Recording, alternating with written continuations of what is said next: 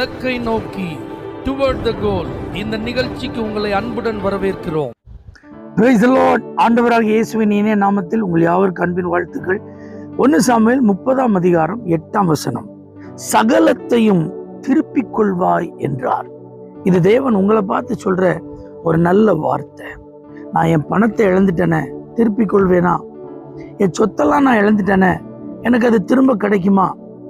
என் நகைலாம் என்னை விட்டு போச்சே, மறுபடியும் நான் என் நகையெல்லாம் திரும்ப சம்பாதிக்க முடியுமா? என் வீடு போச்சே, என் குடும்பம் என்னை விட்டுட்டு போயிட்ட, என் மனைவி என்னை விட்டு பிரிஞ்சு போயிட்டாங்களே, என் கணவர் என்னை விட்டுட்டு போயிட்டாரு, என் பிள்ளைகள்லாம் என்னை மறந்து போயிட்டாங்களே, என் சொந்தக்காரங்களாம் என்னை தனியா விட்டுட்டாங்களே, எல்லாத்தையும் நான் இழந்துட்டேன், இனி இழப்பதற்கு என்னிடத்துல ஒன்றும் இல்லையே.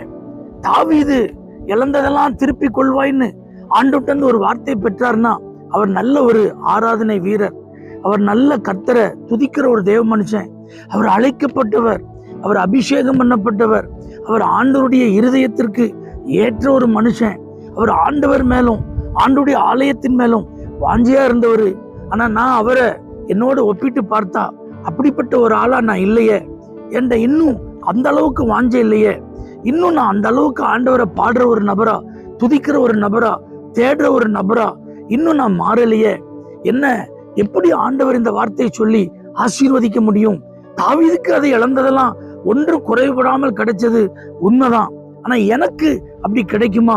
என் வாழ்க்கையில் அப்படி ஒரு காரியம் நடக்குமா அப்படின்னு நீங்க நினைச்சிட்டு இருக்கீங்களா? அழுததெல்லாம் போதும், முடங்கி கிடந்ததெல்லாம் போதும், புலம்புனதெல்லாம் போதும், இனி எனக்கு அதெல்லாம் கிடைக்காதுன்னு சொல்லி உங்க நம்பிக்கையை இழந்ததெல்லாம் போதும், பார்க்கிற ஆட்கட்டெல்லாம் சொல்லி அழுததெல்லாம் போதும். எழும்புங்க, தேவனுடைய சமூகத்துக்கு வாங்க, உங்களை திடப்படுத்தி கொள்ளுங்க, உங்களுடைய காரியங்களை கர்த்தர்ட்ட சொல்லுங்க. தாவீது தன்னை திடப்படுத்தி கொண்டு கர்த்தரிடத்துல வந்து கேட்ட போதுதான் ஆண்டவர் அவருக்கு பதில் கொடுத்தார்.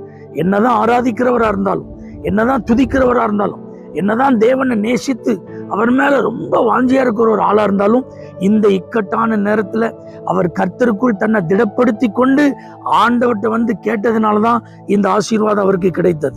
ஆகவே நீங்களும் நான் அப்படி இல்லை இப்படி இல்லைங்கிறதெல்லாம் மறந்து அதெல்லாம் விட்டுட்டு எழும்புங்க, தேவ சமூகத்துக்கு வாங்க, உங்களை அர்ப்பணிங்க, கர்த்தர்கிட்ட முறையிடுங்க. கர்த்தர் சொல்ற வார்த்தை அப்படி நீங்க முறையிடுவீங்கன்னா நீ திருப்பிக் கொள்வாய், சகலத்தையும் திருப்பிக் கொள்வாய்.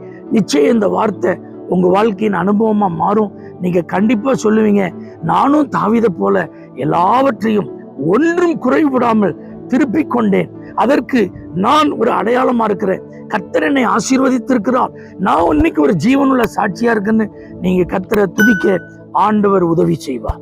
தேவனே, யாரெல்லாம் இழந்த நிலைமையில இன்னைக்கு உங்கள்கிட்ட வந்து கேட்கிறாங்களோ அவர்களுக்கு இந்த வார்த்தை நிறைவேறுவதாக இயேசுவின் நாமத்தில் பிதாவே, ஆமென். For prayer contact Pastor J. J. Kumar, El Shaddai Ministries, 9500252586, Surandai.